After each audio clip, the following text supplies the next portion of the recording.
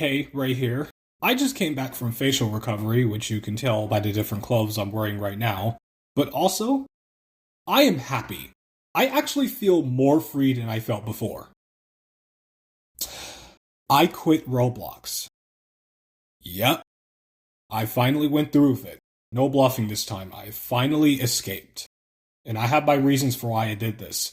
So, in case you didn't know yet, Roblox is launching a new subscription model that replaces Premium called Roblox Plus. Looking at some parts, I personally thought it was a decent deal. There's some admittedly pretty good benefits to Roblox Plus, such as being able to buy things on a 10% discount, which increases to 20 after 3 months of having a Roblox Plus subscription, and being able to create unlimited free private servers. However, there is one part that I personally find to be weird, and that is the ability to send others Robux essentially being locked behind a subscription paywall, based on what I read. Though receiving Robux thankfully does not require the subscription, setting it is subscription exclusive, which would be a disadvantage for anyone that doesn't have the subscription, because if they really wanted to send a friend or family member Robux, now they have to cough up a few dollars monthly just to be able to do that.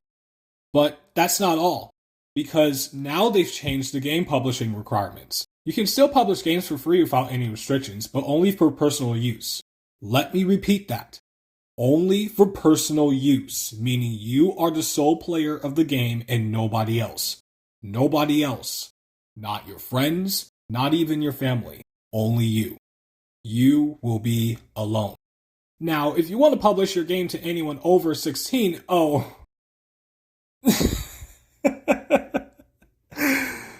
you have to complete an age check.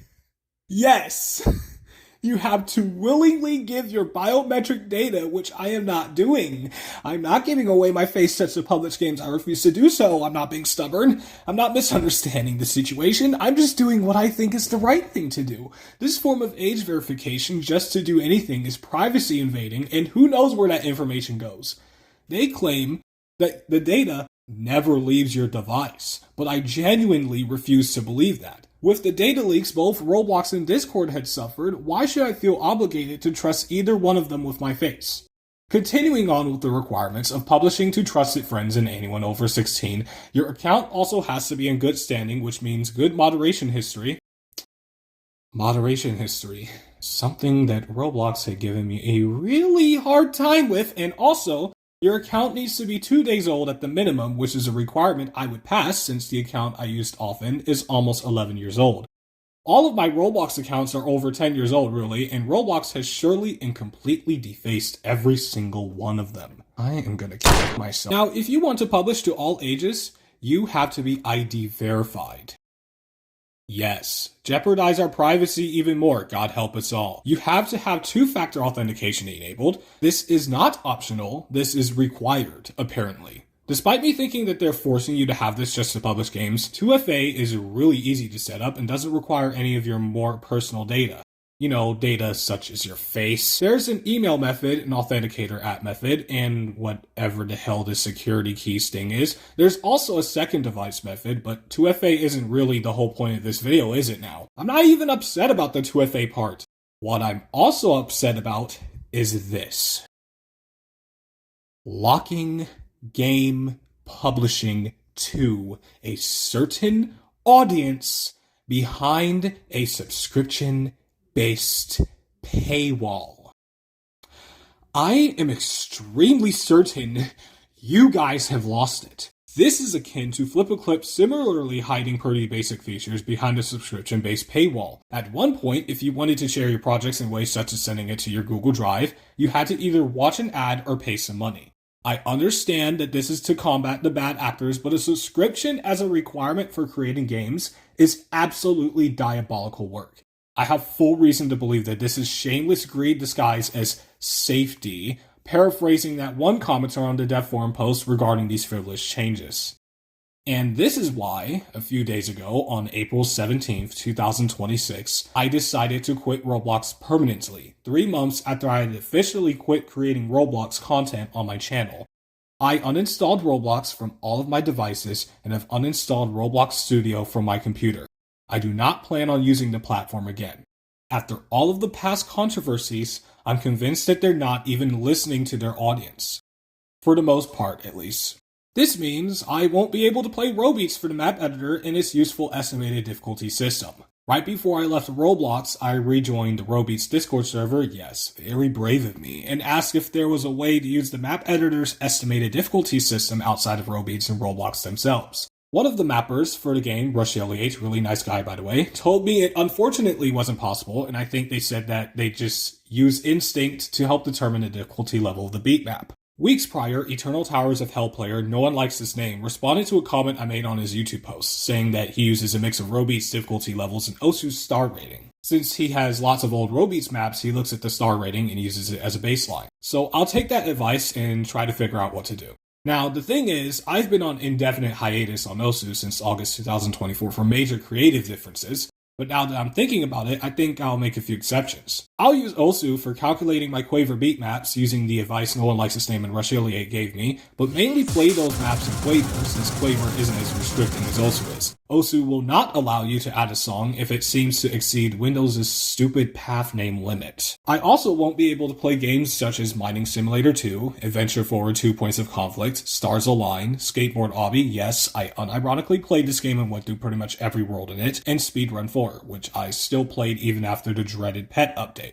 But with that out of the way, now that I quit Roblox, I want to continue work on the many projects I've been working on for literal months. I think it would be a good time for me to list the things I plan to do and have been planning.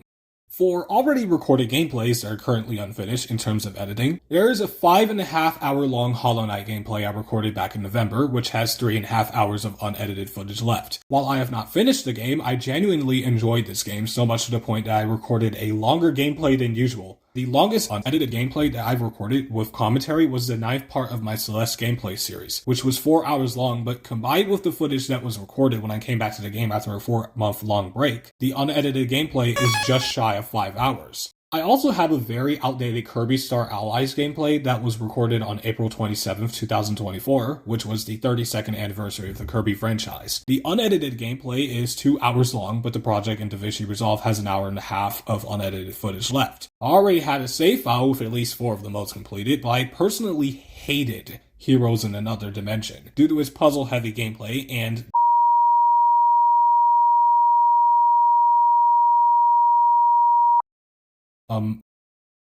you can't say that. That's spoilers. Oh. Thank goodness for that censor.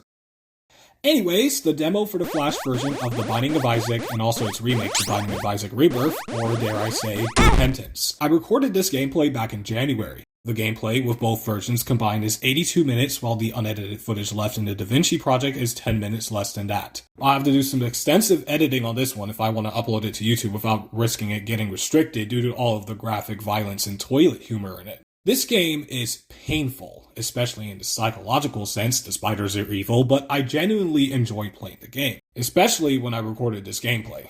I enjoyed the run I completed. I may have gotten a bit too excited because when the end cutscene played, my nose started bleeding. I guess talking very loudly can do that to someone. Another gameplay I'm still working on is a gameplay for the Blossix series of Flash games, with one of those, Blossix 3, basically being a demo for the mobile release, simply titled Blossix. Just like the Hollow Knight gameplay, I recorded it back in November. The gameplay, which excludes the level pack for Blossix 2, clocks in at nearly 2 hours, with the unedited footage left in the DaVinci project being 7 minutes less. I really enjoyed playing the mobile app because on top of having pretty much the same character roster from Blossix 3, there's some new and unique balls to shoot at the blocks in the mobile app, such as Spiky Ball, Psychic Ball, and Crazy Rocket Ball.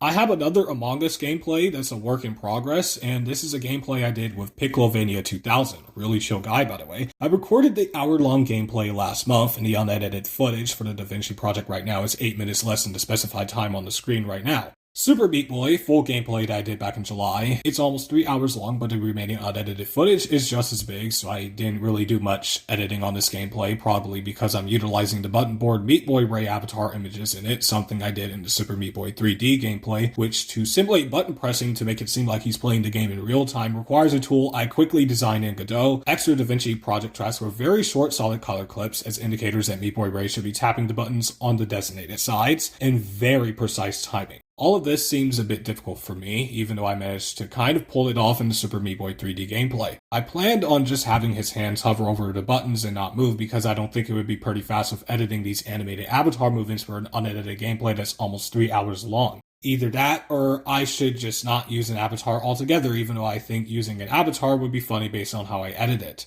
I started editing a proper gameplay of VVVVVV 2 years ago, but didn't really get to continue editing it because of Shotcut, being Shotcut. The unedited gameplay is an hour and a half, and the unedited footage left to edit in the project is almost 20 minutes less than that. I plan on converting this project to DaVinci Resolve and continuing work there because my editing experience in Shotcut has proven to be rather sluggish, riddled with repeated lag, crashes, and even weird glitches that affect other programs, an experience that I describe in detail in my video I don't want to use Shotcut anymore. I had also planned a cave story gameplay, but I might have to discard the current one I have because take a look at what Shotcut wants me to do.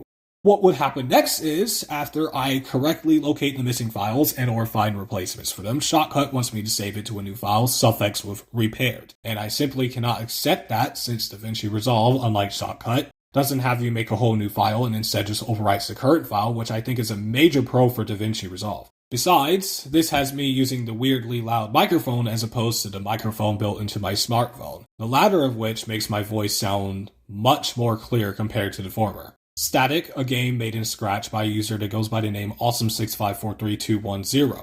He had actually asked me back in January of last year to try out his game. I recorded an hour-long gameplay on January 2nd that same year, but never really got to finish it fully since the 5th level was surprisingly difficult. But as of this video, the gameplay is actually finished. There's no remaining unedited footage left. I just have to edit the audio so that the spectrum isn't touching the track barriers.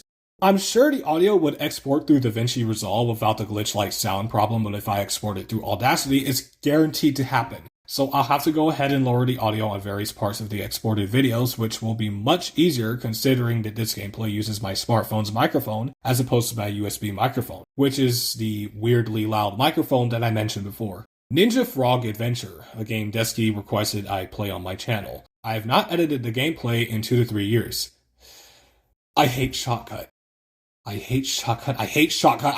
Anyways, that's the majority of what I plan to work on. Now, concerning Roblox gameplays, I actually have some recorded gameplays for games such as Speedrun 4, but since I quit Roblox, I'm not going to follow through with editing them and uploading them here on YouTube, as I personally believe that counts as me showing some form of support for Roblox. Even though they recently openly stated that even they're not agreeing with these age verification changes, that still does not excuse the fact that they've locked game publishing behind a paywall, removed our badges, and forcefully changed our faces to dynamic faces, severely defacing our avatars as a result. I genuinely cannot support any of this, and I feel ashamed that I didn't leave any sooner.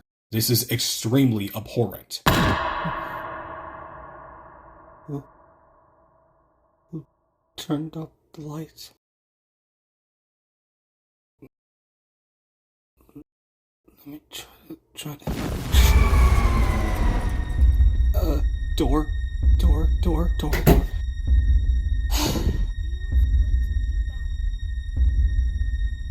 What the hell? There's somebody out there?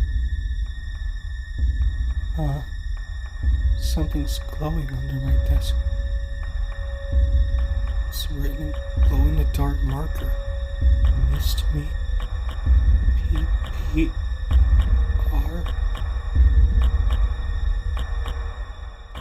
It's kind of folded here. GB fan. I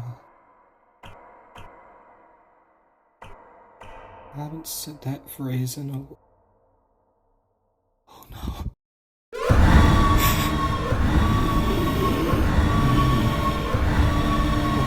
I think I want my channel back. No.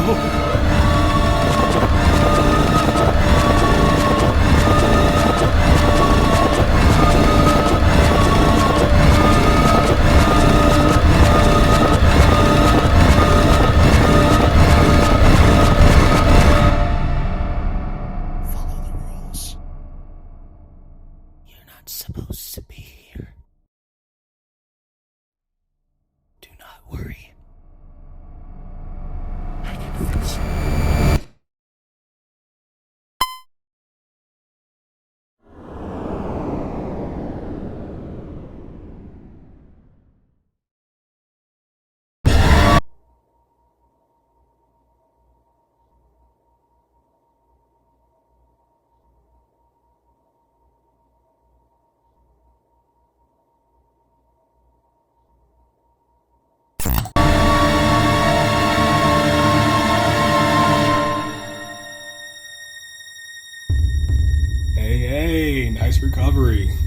guys. Coldest right? What's wrong? I feel weird. Oh no. What's happening? Is that what? No. No, don't let this happen! Huh. Interesting. What? No. Hey, you Ray? Stay calm. No! Well, I guess that's how it's gonna be, huh? Something's happening. I think it's the age verification. It's becoming fed. Alright, let me try something. Pika. Oh, he's gonna really get me, isn't he? Can't wait. Okay, Boo-Ray, it's taking a while. Where's the Boo? Boo-Ray? And that is how I started creating chiptune. Critical warning. Critical warning. Critical warning? Critical warning. I am sensing a strange absence within a 36-meter radius.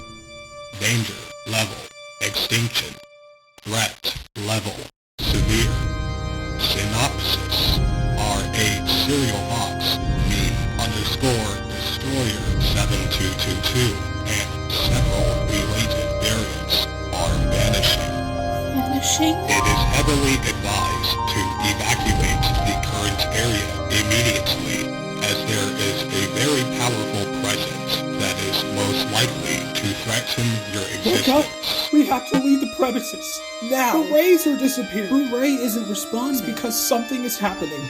This entire place has been compromised by newly created laws. Contract was signed, and part of that contract is the removal of the rays and means. Silly boy Ray? I hate this. Don't we all? What's going on? Yeah, we heard yelling and arrived as fast as we could. Did something happen? Get out, now. Okay, rude. Why do we need to leave? Save yourselves! Get the hell out! I don't know what's going on. Age verification is severely damaging the building. Ew, that? Come on, Alex. Let's get out of And here. it's taking the rays and means with it. What?